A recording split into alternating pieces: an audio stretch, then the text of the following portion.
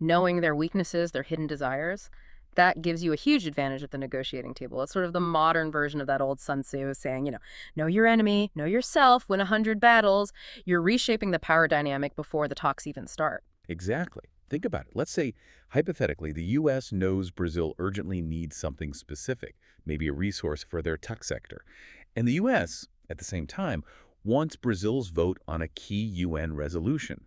Knowing Brazil's need allows the U.S. to, well, tailor its offer, to price its help, essentially, in a way that extracts maximum concessions.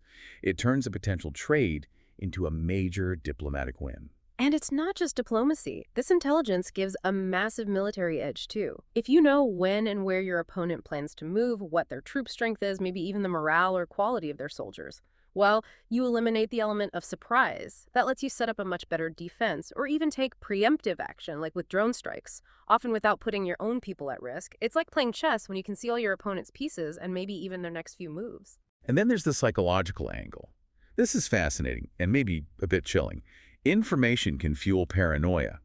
The source we're looking at mentions an unverified report, and we should stress unverified about Putin, claiming he's become extremely paranoid, maybe using bunkers, avoiding mobile phones, relying on special communication gear that might itself be vulnerable. Right. And while we have to be careful with specific claims like that, they do illustrate a powerful point. Just the threat of being constantly watched, a threat these leaks certainly amplified, can mess with an adversary's mind. It can make leaders isolate themselves, narrow their view of the world, maybe trust fewer people. And that can lead to bad decisions politically, militarily, economically. You're essentially degrading your opponent's effectiveness without firing a shot. And you have to think about the tech landscape too, right? So many of the big global platforms, YouTube, Google, Facebook, Instagram, Twitter, are U.S. companies. Exactly. Which raises the question, even if they deny it, about potential government access to that vast